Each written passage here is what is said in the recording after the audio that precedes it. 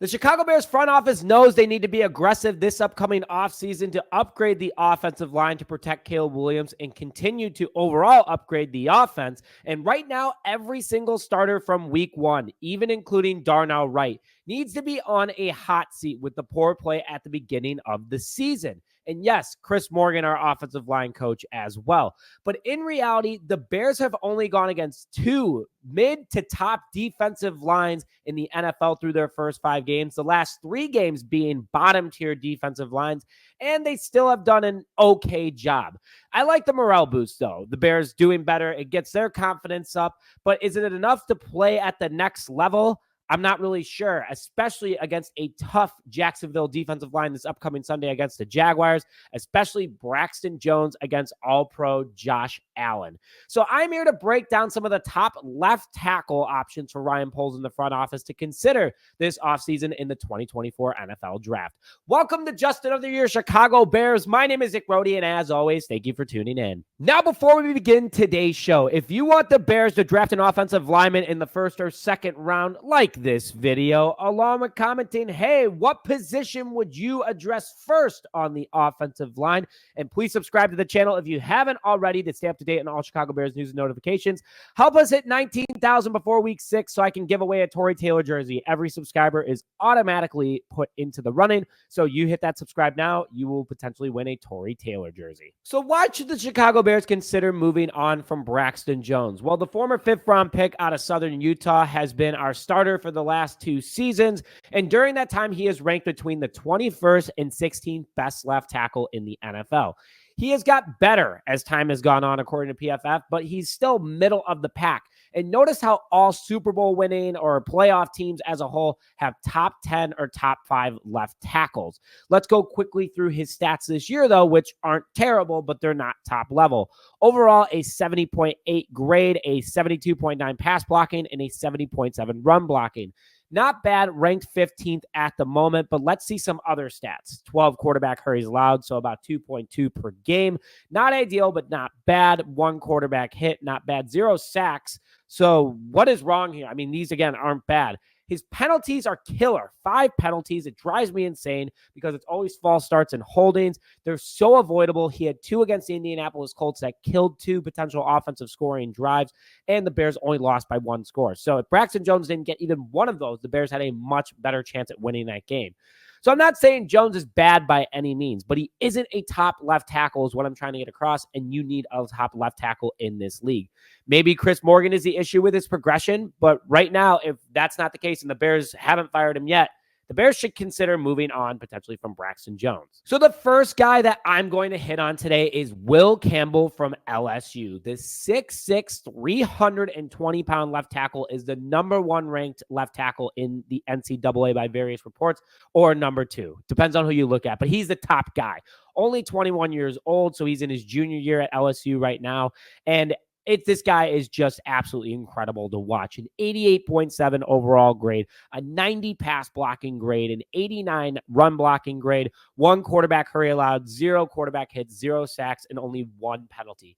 That is what a top left tackle looks like. And again, he's in the SEC, one of the best defensive line divisions also. So the trenches are just so stacked in that division, or that division of college football. It's absolutely insane how good this guy is. A 40 time of 5.2, very quick on his feet, especially for a guy that's 6'6". He's top 10 on ESPN's Athletic Freaks due to his size and crazy athleticism. Best footwork in college, according to various different top scouts. Crazy awareness that allows him to pick up double teams and call out blitz packages with a high football IQ. That means he's in the film room all the time. He just gets this game. And he's the best run blocking offensive lineman in football right now. Great on motion in swing packages. He just is awesome. Very reliable. Has never missed a game in college when he's been called upon to start. And I see a lot of Joe Alt in this guy. Slightly shorter, same weight, but the athleticism is just there. Big, strong, fast, crazy athletic. He would take the offensive line to the next level, just being honest there. And again, if you want a Super Bowl team, you need to have one of the best, if not the best left tackle in football. And I absolutely see this guy having the potential. I will say this, though. is that if the Bears want him, we're going to have to trade up for him if we keep on this track of how the Bears are doing. Right now, the Bears, according to Tankathon, are at 17th in draft order. That could change. Bears win this week against Jacksonville Jaguars. Are going to obviously be a playoff contender already. So the Bears are going to have to take their first and potentially a second rounder or a third rounder, something along those lines, and push up in order to get him. But I absolutely think he is worth moving up because this guy is awesome to watch. Now, before I get more into today's show is sponsored by Authentico Organic Tequila, coming in 3 great flavors. The Chicago-based family-owned startup creates their tequila in Guadalajara, Mexico, which is 100% organic, along with no additives. This stuff's fantastic. It's well priced and it's local towards you.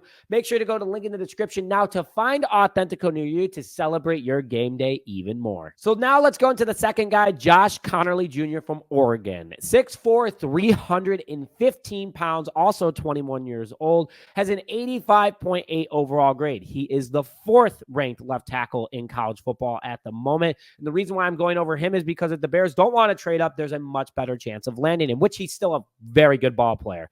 An 85.8 overall grade, 84 pass blocking, 71 overall run blocking, only allowed 3 quarterback hurries, 1 quarterback hit, 0 sacks, and 1 penalty so far this season.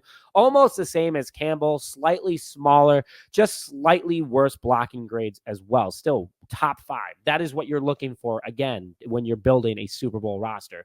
Very athletic, though. He is top 15 on the athletic freaks list, according to ESPN, running a 5 flat 40 time. This guy is also built lean for 315 pounds. Fantastic build.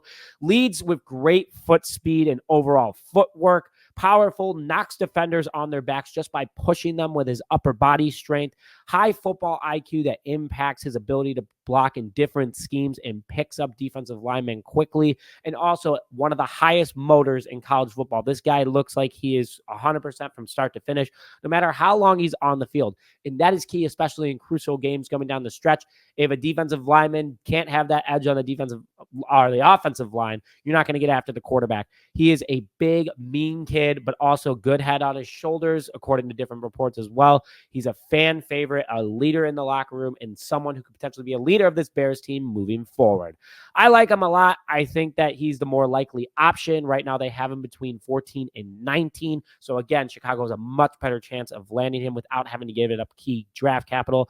But big and powerful, along with being very athletic and a high motor, is key in those ball games, especially at the end when you have the edge of the stamina. So I wouldn't mind him. I think he's a great player. But guys, bear down, baby. It's a great Saturday in Chicago. Beautiful fall day. Going to go walk around the city in a little bit. So if you see me, make sure you say, hey. But I'm excited for tomorrow's game against the Jacksonville Jaguars. We are live streaming here because we are 3-0 on live streams. We start at 8 a.m. Central Time. Make sure you tune in right away. We're going to have bagels. We're going to have eggs. We're going to have sausage. We're going to have a little bit of everything for you. But with that, thank you, as always, for tuning into this episode of Just Another Year Chicago Bears. Hit that like button, comment in the comment section below, and please subscribe to help us hit 19,000. But with that, thank you, as always, for tuning in, and bear down, baby.